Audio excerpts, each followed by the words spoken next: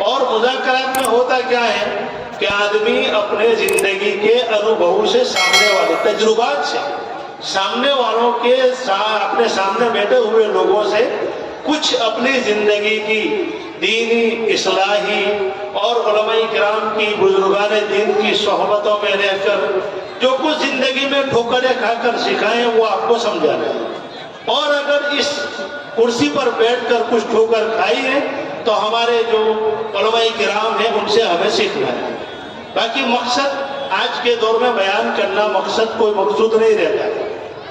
تو ایک تو اللہ رب العالمین کا بے انتہا شکر اور احسان ہے کہ اللہ رب العالمین نے ہمیں اشرف المخلوقات، یعنی جتنی بھی دنیا وما فیہا میں اللہ نے مخلوق بنائی، اس میں سب سے پہلے ہمیں انسان بنایا، اور اس میں انسانوں میں سب سے زیادہ اگر کوئی مخلوق ہے، سب سے زیادہ انسان ہے کوئی، اور سب سے زیادہ اگر دنیا کے تمام مذاہب کو لے کر، دنیا میں تمام مذاہب کو لے کر اللہ کے نزدیک اگر کوئی مذہب مقبول، معروف اور جس کے رائے کے ذرہ کے رائے کے دانے کے برابر بھی ایمان لیے ہوئے کوئی بیٹا ہے تو وہ دین اسلام ہے۔ تو اللہ کا ایک دوسرا احسان اور شکر ہمارے اوپر یہ ہے، اللہ نے ہمیں مسلمان بنایا ہے، یہ اس کا سب سے بڑا احسان ہے۔ باقی آپ دیکھو دنیا میں اربوں خربوں انسان ہیں جو ایمان کی دولت سے محروم ہے، دنیا میں اربوں خربوں انسان ہیں جو نبی پر کلمہ پڑھنے سے محروم ہے، دنیا میں اربوں خربوں انسان ہیں جو اللہ کے ایک وحدانیت کا اقرار کرنے سے محروم ہے۔ اللہ نے ہمیں مسلمان بنایا، اللہ نے ہمیں انسان بنایا، یہ اس کا سب سے بڑا احسان اور اس کا شکر ہے۔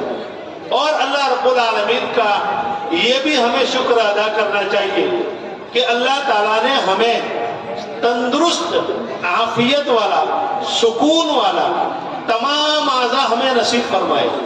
باقی آج ہمارے کتنے دوست احباب، ہمارے کتنے ریلیٹیو اور ہمارے کانٹیکٹ کے لوگ، ہمارے دوست احباب ایسے ہیں جو پچھلے سال ہمارے ساتھ تھے لیکن آج وہ ہاسپٹل میں کسی نہ کسی بیماری کے محتاج ہیں، کسی نہ کسی بیماری میں مبتلا ہیں اور ہماری دعاؤں کے محتاج ہیں۔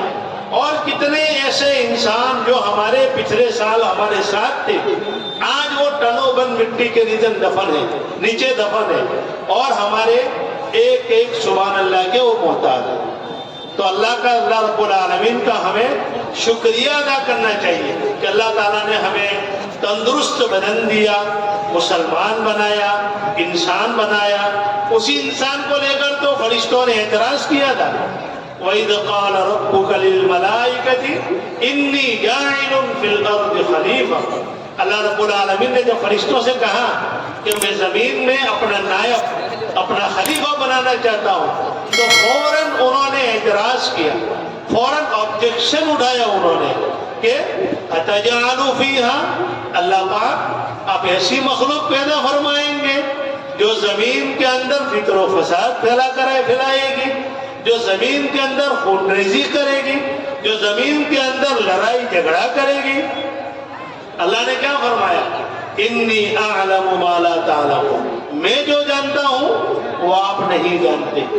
اس کے بعد جو ہے اللہ نے ان کا امتحان لیا فرشتوں کا، اس لیے امتحان لیا تاکہ انسان کی عزت اور عظمت فرشتوں کے دل میں بھی آ جائے۔ دنیا کے بنانے کا مقصد، بہت سارے لوگ کہتے ہیں کہ حضرت آدم علیہ السلام نے جنت میں بھول نہ کی ہوتی تو ہم دنیا میں نہیں آتے، بالکل غلط جملہ ہے۔ اللہ رب العالمین کو امام الانبیاء، خاتم المرسلین، رحمت للعالمین، فخر دو عالم جناب رسول اللہ صلی اللہ علیہ وسلم کو دنیا میں مبعوث فرمانا تھا، آپ کو نبی بنانا تھا، آپ کو امام الانبیاء بنانا تھا، اس لیے اللہ نے دنیا کو پیدا کیا۔ یہ علماء نے لکھا ہے، میں نہیں کہتا ہوں، حضرات علماء کرام نے یہ جملے لکھے کہ آپ کی جو ہے رحم و کرم پر اللہ نے دنیا بنائی ہے۔ تو آگے اللہ تعالیٰ فرماتا ہے وَعَلَّمَ آدَمَ الْأَسْمَاءَ، اللہ تعالیٰ نے کچھ چیزوں کے نام حضرت آدم علیہ السلام کے سامنے رکھے، سکھائے۔ علماء نے لکھا ہے، محدثین نے، کہ وہ برتنوں کے نام تھے۔ جیون ضروریات، زندگی کی جو ضروریات ہیں اور ضروریات میں آنے والی جو چیزیں ہیں زندگی میں، ان کے نام اللہ نے حضرت آدم علیہ السلام کو سکھایا۔ وَعَلَّمَ آدَمَ الْأَسْمَاءَ كُلَّهَا ثُمَّ عَرَضَهُمْ عَلَى الْمَلَائِكَةِ، پھر ان تمام چیزوں کے نام کو اللہ نے فرشتوں کے سامنے رکھا۔ تو فرشتوں نے کیا کہا؟ انبئونی، اللہ تعالیٰ نے فرمایا انبئونی بِأَسْمَاءِ هَؤُلَاءِ إِن كُنتُمْ صَادِقِينَ، تم یہ دعویٰ کرتے ہو کہ یہ فساد والی قوم ہے، فطر و فساد کرے گی، خون ریزی کرے گی، لڑائی جھگڑے میں مبتلا رہے گی، تمہارے یہ دعوے میں اگر تم سچے ہو تو دلیل کے طور پر تم جو ہے ان تمام چیزوں کے نام مجھے بتاؤ، اگر تم سچے ہو تو کیا فرمایا فرشتوں نے؟ قالوا سبحانک لا علم لنا، کہا کہ پاک ہے تیری ذات، ہم اس کا علم نہیں رکھتے، ہمیں معلوم ہی نہیں ہے کیا چیزیں ہیں، اس لیے کہ اللہ تبارک و تعالیٰ نے فقط اور فقط انسان کو دنیا میں پیدا کرنے کے لیے پوری روئے زمین، جنت جہنم، آسمان اور آسمانوں کے درمیان کی فضائیں اور زمین کے نیچے جو جتنی بھی سات زمینیں ہیں، سمندر ہے، سمندر کی گہرائی میں جو چیزیں ہیں، یہاں تک کہ فرشتوں کو بھی انسان کی ضرورت کے لیے پیدا کیا ہے۔ وہ تو معصوم ہے، گناہ کر ہی نہیں سکتے، ان سے گناہ ہو ہی نہیں سکتا، اس لیے کہ بشری تقاضے، وہ چیزیں جو زندگی میں انسان کے ساتھ پیش ہونے والی ہے، پیشاب پاخانہ ہے، عورتوں کی ضروریات ہے حلال طریقے سے نکاح کے بعد، اسی طرح کھانے پینے کی چیزیں ہیں، دوسری بہت ساری چیزیں، ان کا فرشتوں سے کوئی تعلق ہی نہیں ہے، ان چیزوں کا انسان کے ساتھ ہی وقت تعلق ہے۔ تو کیا فرمایا فرشتوں نے؟ سبحانک لا علم لنا الا ما علمتنا، مگر جو آپ نے ہمیں سکھایا، انک انت العلیم الحکیم، آپ بڑی حکمت والے اور حلم والے۔ فرشتے ناکام ہو گئے وہاں، اللہ کے سامنے ان چیزوں کا جو اعتراف انسان کے اوپر کیا تھا۔ اب ایک ہم ہیں کہ بس ہم نے 60-70 سالہ زندگی اور اس میں 40-45 سال کی زندگی میں پیش آنے والی ضروریات کو بہت کچھ سمجھ لیا، حالانکہ یہ کچھ بھی نہیں ہے۔ آدمی کے بدن کی ایک نس دب جاتی ہے تو اس کی اربوں خربوں کی ملکت اس کے کام نہیں آتی، آدمی کی آنکھیں چلی جاتی ہیں، وہ اپنے لیے قبر کی دعا کرتا ہے۔ یہ اللہ کی ایسی نعمتیں ہیں جن کا ہمیں آج اندازہ نہیں ہے، اور ان نعمتوں کی اگر شکر گزاری ہم نہیں کریں گے تو کل ہو نہ ہو، اللہ نہ کرے ان نعمتوں کا احساس دلانے کے لیے، ان نعمتوں کا ہمیں عزت اور عظمت دلانے کے لیے ہمارے ساتھ وہ واقعات پیش آ سکتے ہیں جو لوگ کل تک ہمارے ساتھ تھے، اپنی دنیا کی کچھ چیزوں پر، کچھ نعمتوں پر، کچھ پیسوں پر، کچھ طاقت پر، کچھ اپنے ریلیشن کے اوپر، اور اسی طرح کچھ اپنے رابطوں کے اوپر، اور تو ان پر ان کو بھروسہ تھا، اپنے دماغ پر بھروسہ تھا، لیکن آج وہ ہاسپٹلوں میں سوئے ہوئے، آج وہ ان نعمتوں سے محروم ہے، کوئی آنکھوں سے محروم ہے، کوئی ہاتھ سے محروم ہے، کوئی پاؤں سے محروم ہے، کوئی دماغ کی کمزوری کے اندر مبتلا ہے، کوئی لقوے کی بیماری کے اندر مبتلا ہے۔ اگر ہم ان نعمتوں کی قدردانی نہیں کریں گے تو ہو سکتا ہے کل ہمارے ساتھ بھی وہ واقعات پیش آئے، اس لیے کہ ہم نے اپنی زندگی کے ہر چیز کو خدا سمجھ لیا، زندگی کی ہر چیز کی ہم عبادت کر رہے ہیں، یوں سمجھے ایک حساب سے۔ اور جب جو ہے ہم کسی بیماری کے اندر آتے ہیں، کسی پریشانی میں آتے ہیں، کسی تکلیف کے اندر آتے ہیں، کسی مصیبت کے اندر آتے ہیں، پھر اللہ کو یاد کرتے ہیں، اچھی چیز ہے، یاد کرنا چاہیے، لیکن تندرستی میں یاد کیا ہوا ایک جملہ اللہ کو بہت پسند ہے۔ تندرستی کے، جوانی کے سجدے، جوانی کی عبادت ویسے تو بڑھاپے کی سب سے زیادہ مقبولیت ہے، اس لیے کہ اللہ کا وعدہ ہے سفید بال والوں کو اللہ تبارک و تعالیٰ کو سزا دیتے ہوئے شرم آتی ہے۔ نسبت اور نام ان دونوں کا بہت بڑا اثر رہتا ہے۔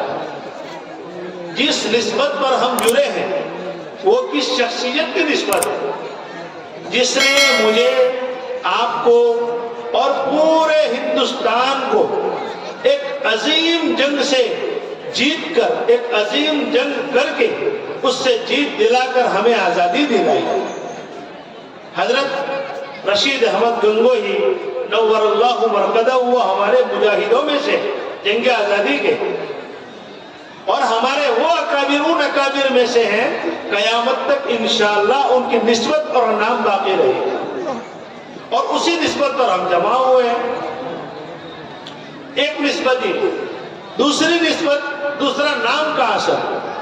اب جو ہے آج کل لوگ یہ سمجھے ایکٹرز کے نام رکھے جاتے ہیں، اب اللہ تعالیٰ اس کی زندگی میں اثر بھی ویسا ہی ڈال دیتا ہے۔ میں آپ کو سمپل سا سادہ سا ایک واقعہ سناتا ہوں۔ حضرت امام ابو حنیفہ رحمۃ اللہ علیہ کے زمانے میں ایک شیعہ تھا، اس نے 2 گدھے پال رکھے ہیں۔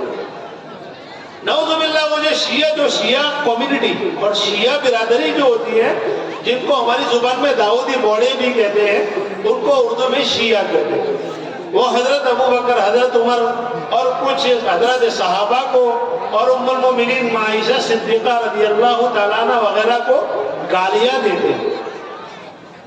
اب اس شیعہ نے 2 گدھے پالے، وہ کمہار تھا، مٹکے وغیرہ بناتا تھا۔ تو ایک دن اچانک ایسا ہوا کہ ایک گدھا غصے ہوا، اس کے منہ پہ سیدھی لات ماری، پورا ناک وغیرہ پھٹ گئی۔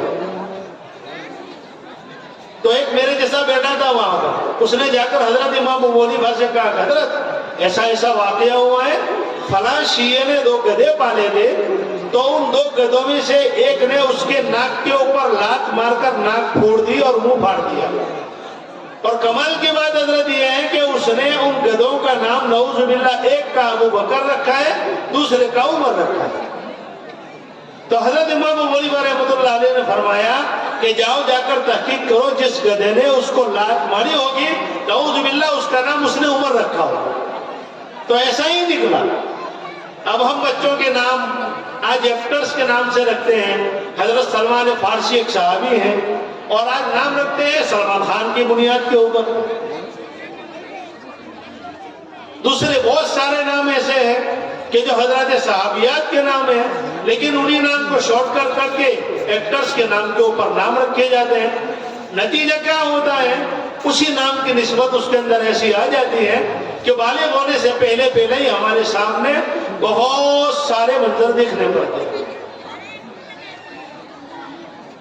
ہمارا یہاں جڑنا، میرا ان علماء کرام کے سامنے بیٹھنا، آپ کے سامنے بیٹھ کر اپنی زندگی کا تجربہ بتانا، یہ ہمیں سیکھنا ہے، اور ان چیزوں کو سیکھ کر اپنی زندگی کے عمل میں لانا ہے۔ ہمارے استاد محترم حضرت شیخ الحدیث حضرت شیخ یونس نور اللہ مرقدہ جون پوری صاحب، جو وقت کے مجتہد مطلق تھے، ان سے انہوں نے جب میرا نکاح پڑھایا تو اس وقت میں نے حضرت سے ایک بات کی، 2004 کی بات، کہ حضرت آپ دعا کریں کہ میری پوری فیملی حافظ قرآن ہو جائے۔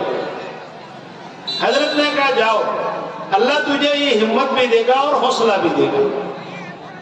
تو سب سے پہلے میں حافظ ہوا، عالم ہوا، شادی ہونے کے بعد اللہ نے پہلے بیٹا دیا، 7ویں اسکول کلاس میں بیٹا حافظ ہو گیا۔ آج بیٹا عالمیت کے کورس، عالمیت کے کلاس میں 5ویں سال میں، جس کو اردو میں ہدایہ کا کہا جاتا ہے، اس کے ساتھ ساتھ ڈاکٹری کے 2 سال پورے بھی ہو گئے۔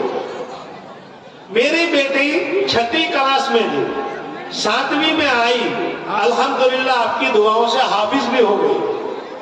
آج روزانہ 1 پارہ دوڑ سنا۔ یہ بزرگوں کی دعائیں بزرگوں کے صلاح مشورے، بزرگوں سے اپنی زندگی کی چیزیں سامنے رکھ کر ان سے اسلامی ماحول، اسلامی اعتبار سے شریعت کے مسائل کو سامنے رکھتے ہوئے ان سے اپنی زندگی کے معاملات کو سامنے رکھیں گے، ان سے صلاح مشورے کریں گے، تو میں تو کیا، اللہ آپ کے گھر میں بھی وہ چیزیں پیدا کر سکتا ہے۔ بس فرق اتنا ہے، ہم جو ہے علماء سے کٹتے جا رہے ہیں۔ حالانکہ بچہ پیدا ہوتا ہے، مؤذن نہیں ہوتا ہے تو امام کو، امام صاحب نہیں ہوتا ہے محلے کے عالم کو، محلے کے عالم نہیں ہوتا ہے تو ملا کو، ملا نہیں ہوتا ہے تو مدرسے سے استاد کو اٹھا لے جاتے ہیں اور اس کے کان میں اذان پڑھواتے ہیں۔ بچہ سمجھدار ہوتا ہے، وہی عالم صاحب، وہی ملا صاحب، وہی حافظ صاحب، وہی مؤذن صاحب ان کو پڑھاتے ہیں۔ بچے کو حافظ بھی بناتے ہیں، دینداری بھی سکھاتے ہیں، سب کچھ کرواتے ہیں۔ اور پھر وہ بچہ جب بالغ ہوتا ہے تو امام صاحب کو سامنے بلانے آتے ہیں، مولانا کو لے جاتے ہیں، ان کا رشتہ طے کرنے کے لیے جانا ہے۔ اور پھر آگے چل کر نکاح بھی وہی عالم پڑھاتے ہیں۔ اب مقدر کی زندگی اللہ نے ختم کر دی، وفات ہو گئی تو وہی عالم صاحب جو ہے ان کی نماز جنازہ بھی پڑھائیں گے۔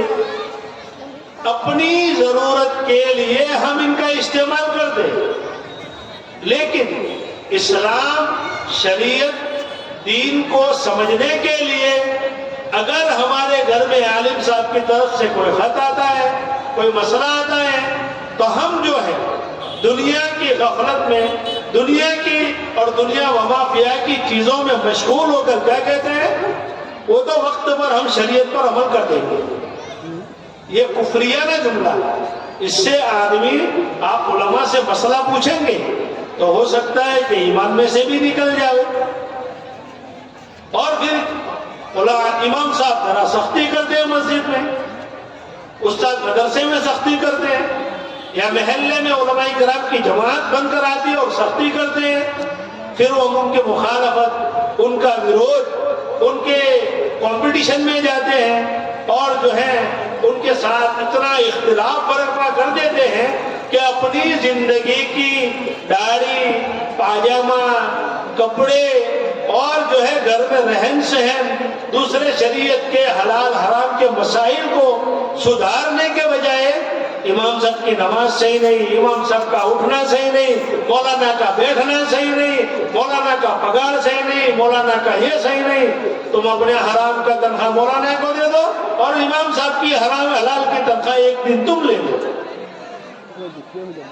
اپنے گھر کی ضرورت کے لیے مہینے کے 25,000 کا خرچہ کریں گے، لیکن محلے کا امام، محلے کے مؤذن کل قیامت میں جس کی گردن سب سے اونچی ہوگی، فخر کے طور پر اللہ اس کی گردن اونچی کر دے گا، نائب رسول ہوگا، دنیا میں بھی نائب رسول ہے، مؤذن رسول ہے۔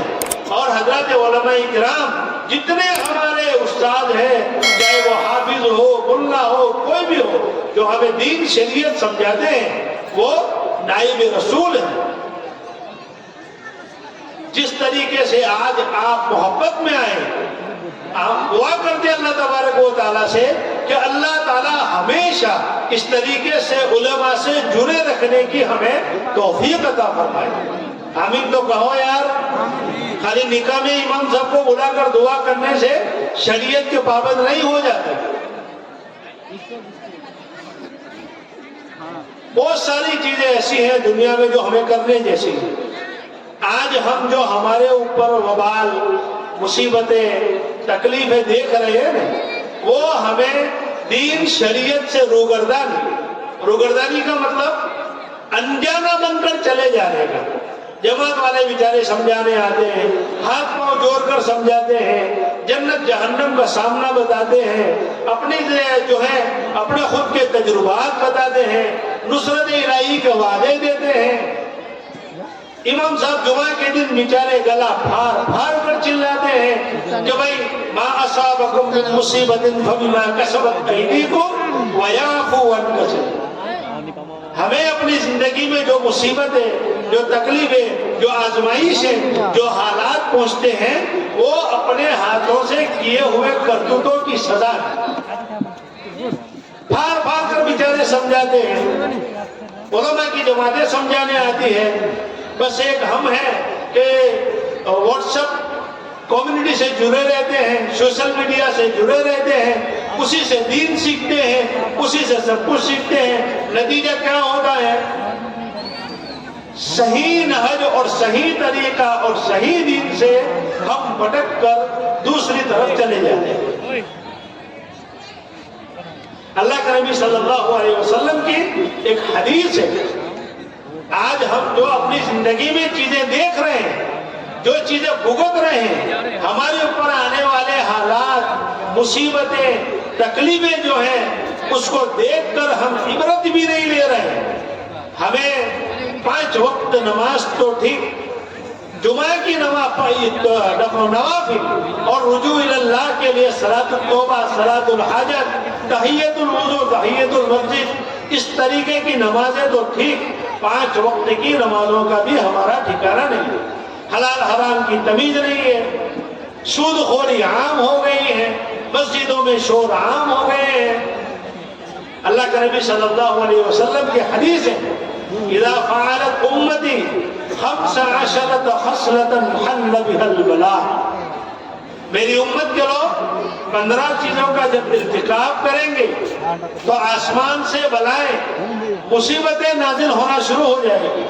علماء کرام بیٹھے ہیں، بڑی لمبی حدیث ہے، بھول چک ہو جائے تو اشارہ کر دیں۔ اذا فعلت امتی 15 خصلة حل بها البلاء، حضرت صحابہ رضوان اللہ تعالیٰ علیہ مجمعین کی عادت تھی، جب بھی اللہ کے نبی صلی اللہ علیہ وسلم اس طریقے کی کوئی بات بتلاتے تھے تو فوراً صحابہ کرام سوال کر دیتے، قیل وما ہی یا رسول اللہ، اے اللہ کے نبی صلی اللہ علیہ وسلم وہ 15 چیزیں کون سی ہیں؟ اللہ کے نبی صلی اللہ علیہ وسلم نے فرمایا، اذا اتخذ الفیء دولا، سودی کاروبار عام ہو جائے گا، سود کو حلال میں شمار کر دیا جائے گا، جھوٹے جھوٹے غلط فتوے لا کر امت میں 70% طبقہ ایسا ہے جن کے موبائل سودی کاروبار کے ہیں، جن کے پاس ٹو ویلر، اسکوٹر جس کو موٹر سائیکل کہتے ہیں، ٹو ویلر کہتے ہیں، وہ سودی کا لون پر ہے۔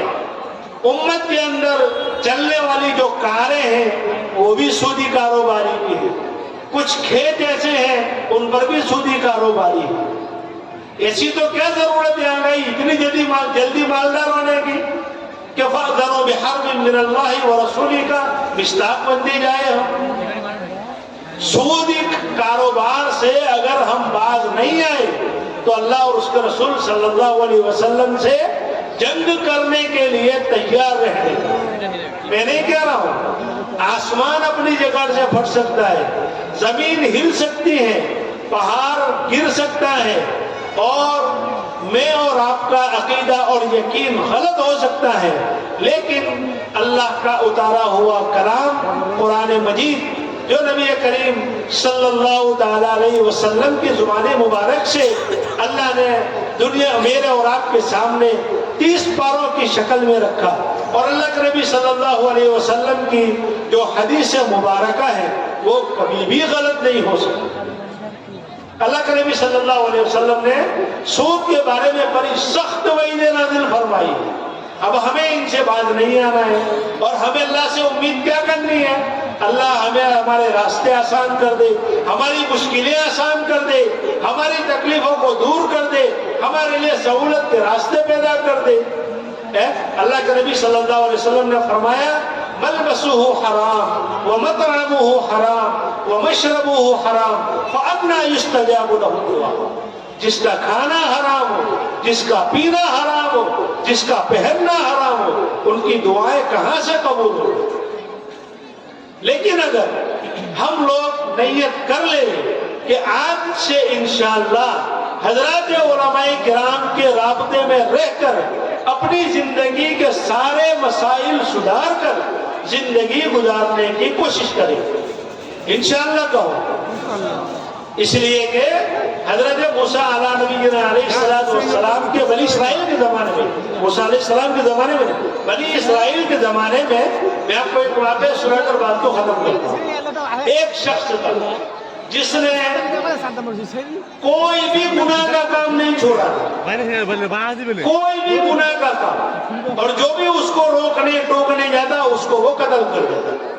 معمولی معمولی باتوں پر قتل کی اس کی عادت تھی۔ اتفاق ایسا ہوا کہ ایک دن جو ہے اس کے دل میں یہ احساس پیدا ہوا کہ مجھے اللہ سے توبہ کر لینی چاہیے۔ تب تک اس نے 99 لوگوں کو قتل کر دیا تھا۔ اب وہ جو ہے اس کی تلاش میں اور فکر میں نکلا۔ اب دیکھا کہ ایک جگہ پر کچھ لوگ دیندار بیٹھے ہوئے ہیں، وہ بیچارے بس اپنے سمجھ فکر اور اپنی سوچ کے اعتبار سے اللہ کی عبادت کر رہے تھے، مسئلے مسائل جانتے نہیں تھے۔ وہ گیا کہا بھائی میں نے 99 لوگوں کو قتل کیا ہے اور بے شمار گناہ میں نے کیے، کیا اللہ تعالیٰ مجھے معاف کر سکتا ہے؟ تو بیچارے مسئلہ نہیں جانتے تھے، انہوں نے کہہ دیا کہ نہیں، اللہ کے وہاں تمہاری معافی کا کوئی راستہ نہیں ہے۔ اس کو واپس غصہ آیا اور تلوار نکالی، اس کی گردن اڑا دی اور سینچری پوری کر دی۔ اب جو ہے واپس اس کے دل میں یہ احساس ہوا کہ بھئی نہیں، تو کسی نے کہا کہ فلاں پہاڑی کے اوپر جاؤ، وہاں علماء کرام رہتے ہیں، آپ کا کوئی راستہ نکال دیں گے۔ اب وہ بیچارہ پہاڑی چڑھتا چڑھتا اوپر گیا تو ان لوگوں سے کہا کہ بھئی اس طریقے سے میرے معاملات ہیں، زندگی میں ایسے گناہ ہیں اور 100 لوگوں کو میں قتل کر چکا ہوں۔ تو انہوں نے کہا کہ بھئی وَرَحْمَتِي وَسِعَتْ كُلَّ شَيْءٍ، قرآن کی آیت پڑھی ہوئی کہ بھئی اللہ کی رحمت ہر چیز سے بڑی ہے۔ لَا تَقْنَطُوا مِن رَحْمَتِ اللَّهِ إِنَّ قُلْ يَا عِبَادِيَ الَّذِينَ أَسْرَفُوا، اے محمد صلی اللہ علیہ وسلم آپ میرے ان بندوں کو کہہ دو جنہوں نے گناہ کر کے، زیادتیاں کر کے، ظلم و ستم کر کے اپنے اوپر ظلم کیا ہے، لا تقنطوا من رحمت اللہ، زیادتیاں کی ہے جنہوں نے زندگی کے اندر رسول اللہ صلی اللہ علیہ وسلم کی نافرمانی کر کے، اللہ کے احکام سے بغاوت کر کے، علماء کرام اور ہمارے جو بزرگان دین جو دین کی سوچ سمجھ فکر پیدا کرنے کے لیے تمہارے پاس آتے تھے، ان کی باتیں نہ مان کر تم نے اپنے ذات کے اوپر جو ظلم کیا، جو زیادتیاں کی، اللہ تعالیٰ فرماتا ہے لا تقنطوا من رحمت اللہ، اللہ کی رحمت سے کبھی بھی نا امید نہیں ہونے۔ ان اللہ یغفر الذنوب جميعا، جميعا عربی کا ایک ایسا لفظ ہے کہ اس سے بڑی کوئی چیز نہیں ہے۔ جیسے کبیر، تو کبیر عربی میں کہتے ہیں ایک بڑی چیز کو، پھر اکبر اس سے بڑی چیز کو، تو اکبر جو کہتے ہیں اس سے بڑی کوئی چیز نہیں، اللہ اکبر جو کہتے ہیں تو اللہ سب سے بڑا ہے۔ ایسے جميعا عربی کا ایک ایسا لفظ ہے کہ اس سے زیادہ کوئی چیز نہیں ہے۔ دنیا وما فیہا کی ساری چیزوں کو ملاؤ تو بھی جميعا کے نیچے نہیں ہے، اس سے خالی جگہ رہتی ہے۔ تو اللہ فرماتا ہے ان اللہ یغفر الذنوب جميعا، اللہ تمام گناہوں کو معاف فرماتا ہے۔ انہ هو الغفور الرحیم، بے شک وہی معاف کرنے والا اور رحم کرنے والا۔ اللہ دوسری جگہ فرماتا ہے ما یفعل اللہ بعذابکم ان شکرتم وآمنتم، اللہ تمہیں عذاب دے کر کیا کرے گا اگر تم اس کی شکر گزاری کرو اور اس پر ایمان لے آؤ۔ تو بات چل رہی تھی اللہ کے نبی صلی اللہ علیہ وسلم کی حدیث کی 15 چیزوں کی، تو ایک چیز یہ ہوئی کہ بھئی سودی کاروبار عام ہو جائے گا، والامانۃ مغرمہ، امانت کو لوگ غنیمت کا مال سمجھیں گے۔ مثال کے طور پر کسی شخص نے میرے پاس 1000 روپے امانت کے طور پر پکڑ لائے، شریعت کا مسئلہ یہ ہے کہ جب تک وہ آدمی اس کو لینے کے لیے نہ آئے تب تک نوٹ بدلنے کی بھی اجازت نہیں ہے، وہ بھی گناہ ہے۔ اور ہمارے یہاں کیا معاملہ ہے، وہ آئے گا تب دیکھیں گے، ابھی اس کو یوز کر ڈالو، کھا جاؤ، اب لینے آئے گا تو کھا گئے تمہارے پیسے، ہم نے عبادت سے رکھے، وہ احسان ہمارا ماننا چاہیے۔ ارے تو خود احسان مان کہ تجھے امین، امانت دار، وفادار سمجھ کر تیرے پاس بھروسہ کر کے وہ پیسے پکڑوائے۔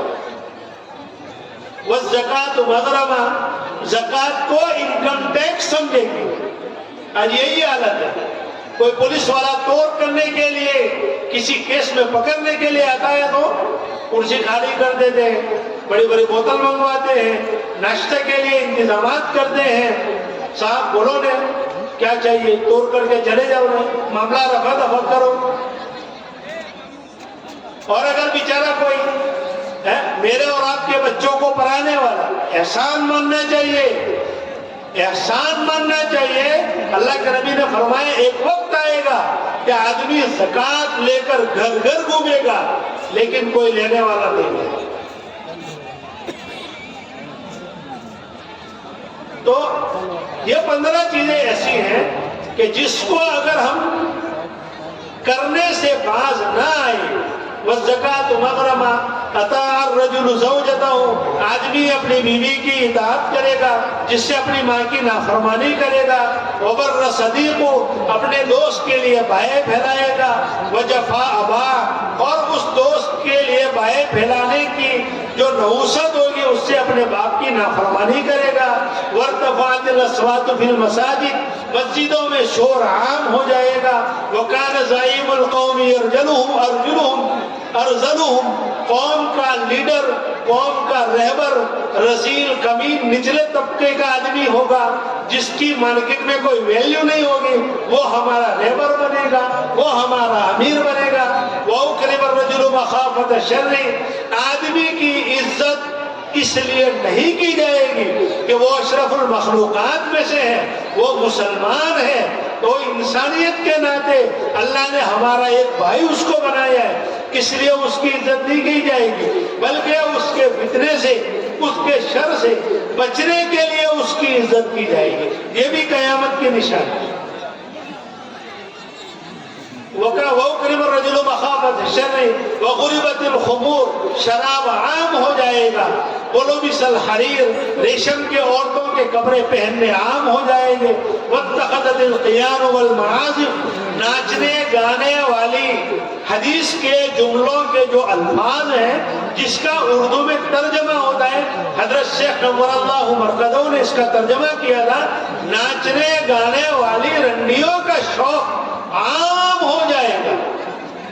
موبائل ہے، صحیح نہج پر ہمیں قرآن سکھانے کی بھی ترتیب اس میں ہے، صحیح نہج پر دین اسلام پر زندگی گزارنے کی بھی ترتیب اس میں ہے، صحیح نہج پر علماء سے جڑے رہنے کی بھی ترتیب ہے۔ یہ سیکھنے کے بجائے ہم کیا دیکھیں گے اس میں؟ جو ہمیں مسجد سے دور، علماء سے دور، دین سے دور اور دوست احباب اور دین کے صحیح لوگ ہیں ان سے دور رہنے کے لیے ہمیں وہ سکھایا جائے گا۔ وَاتَّخَذَتِ الْقِيَانُ وَالْمَعَازِفُ الْآنَ آخِرُ هَذِهِ الْأُمَّةِ أَوَّلُهَا، اس امت کے آخر میں، اس امت کے آخر میں کچھ ایسے لوگ آئیں گے جو اگلے بزرگوں کو، تابعین کو، تبع تابعین کو، حضرات صحابہ کو گالیاں دیں گے، اور آج وہ پیدا ہو گئے۔ فَلْيَرْتَقِبُوا، اللہ کے نبی نے فرمایا جب یہ 15 چیزیں کا پورا تمہارے سامنے نقشہ آ جائے اس وقت انتظار کرو، عند ذلک ریحا حمراء، آسمان سے ایک ہوا چلے گی جس کا اثر آگ سے بھی خطرناک ہوگا، اور کھیتیاں کا کھیتیاں برباد کرتی ہوئی چلی جائے گی، بستیاں اور بستیوں کو برباد کرتی ہوئی چلی جائے گی۔ او خسفا، یا پھر اس وقت انتظار کرو کہ آدمی جب یہ 15 چیزوں کا نقشہ اپنی زندگی میں دیکھے گا اور کسی ایک چیز کو کرے گا تو چلتے چلتے گھر سے کسی کام کے لیے نکلے گا، زمین پھٹ جائے گی، وہ زمین میں اتر جائے گی۔ او مسخا، یا پھر جو ہے میاں بیوی، مرد اور عورت کے شرعی اور حلال طریقے سے ملنے کے بعد جو پیدا ہونے والی چیز انسان ہونا چاہیے اس کی جگہ پر عورت کے پیٹ سے جانور پیدا ہوگا جس کے چہرے کی شکل بگڑی ہوئی ہوگی۔ اللہ تعالی ہم تمام کی ان تمام 15 چیزوں سے حفاظت فرمائے، ہماری اور ہماری نسلوں کی حفاظت فرمائے، ہماری اور ہمارے نسلوں کی ایمان کی، اعمال کی، عقائد کی، اسلام کی، عزت کی، آبرو کی، جان کی اور مال کی فتنہ دجال سے بچنے کی ہماری حفاظت فرمائے۔ اللہ تعالیٰ فتنہ دجال سے بھی ہماری حفاظت فرمائے۔ اللہ تعالیٰ کی سنی باتوں پر سب سے پہلے مجھے عمل کرنے کی توفیق عطا فرمائے، پھر ہم تمام کو عمل کرنے کی توفیق عطا فرمائے۔ اگر کوئی باتیں کہی اس میں اگر کوئی بھول چوک ہے تو اللہ تعالیٰ اس کو سدھارنے کی توفیق عطا فرمائے، اللہ اس کو معاف فرمائے۔ جزاک اللہ خیر۔ السلام علیکم ورحمۃ اللہ۔ ماشاء اللہ۔